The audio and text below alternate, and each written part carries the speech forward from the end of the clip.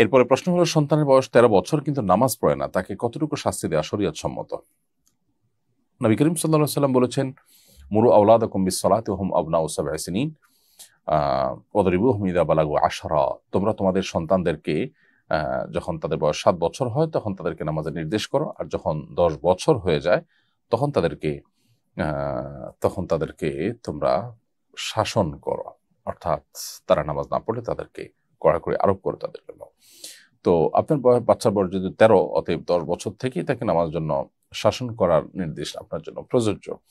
কিন্তু শাসন করার মানে কিন্তু যেটাকে প্রচলিত অর্থে শাস্তি দেওয়া বলে, বিশেষ করে কঠোর শাস্তি দেওয়া বলে, অনেক বাবা মা আছেন যে শারীরিকভাবে প্রহার করেন, বেদম প্রহার করেন, এগুলো কিন্তু শরীয়ত আমাদেরকে এলাও করে না। নবী করিম সাল্লাল্লাহু আলাইহি ওয়াসাল্লাম কিংবা সাহাবায়ে কেরাম কেউ এভাবে সন্তানদের ক্ষেত্রে শারীরিকভাবে তাদেরকে শাস্তি দেওয়ার কথা বলেন বা অন্য কোনো নামে হোক, তাদেরকে আসলে প্রহার করা, এই বিষয়টি তাদের দ্বারা সাব্যস্ত নয়, তাদের থেকে সাব্যস্ত নয়।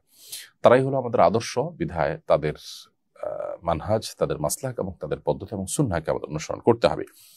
এই জন্য শারীরিক যে আপনার শাস্তি অর্থাৎ বেদম প্রহার, এটা করা যাবে না। তবে যতটুকু শাস্তি তাকে সতর্ক করার জন্য কার্যকর হতে পারে ততটুকু শাস্তি আপনি তাকে দিতে পারেন। পশ্চিমা পৃথিবী আজকাল অবশ্য সন্তানদেরকে ছোটবেলা থেকেই তাদেরকে কোনো প্রকার শাস্তি দেওয়ার এই পদ্ধতিতে তারা বিশ্বাসী নয়। তারা মনে করে সন্তানকে তার মতো করে ছেড়ে দেওয়া উচিত।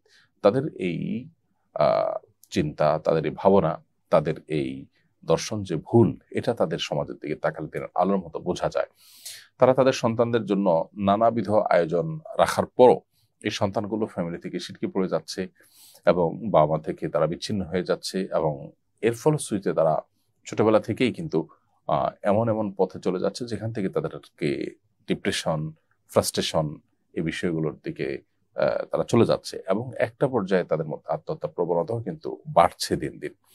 সবচেয়ে বড় কথা হলো মানসিকভাবে তারা ভালো নেই। বাবা মা এবং সংসারে একটা শিশু যতটা ভালো থাকে, সে যখন এমনকি 18 বছর বয়স অনেক দেশে পৃথক থাকার জন্য আলাদা করে তাকে উৎসাহিত করা হয়, এই আলাদা করে তার মতো করে সে লাইফটাকে আপনার গড়ে তোলার কথা বলে যে তাদেরকে পৃথক করে দেওয়া হয়, এতে বাবা মা সন্তান উভয়ের জন্য ক্ষতিকর। একটা সুন্দর এবং আদর্শ উপভোগ্য পরিবার কখনো এভাবে বিচ্ছিন্ন হতে পারে না। এটি বোঝার জন্য পণ্ডিত হওয়ার প্রয়োজন নেই।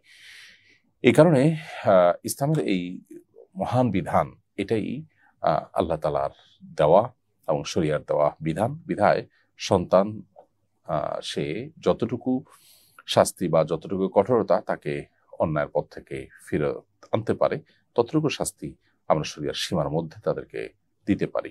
এটা ব্যক্তি এবং মানসিকতা, শারীরিক এবং মানসিক সার্বিক সক্ষমতা, এগুলোর বিবেচনায় আপনার কম বেশি হতে পারে।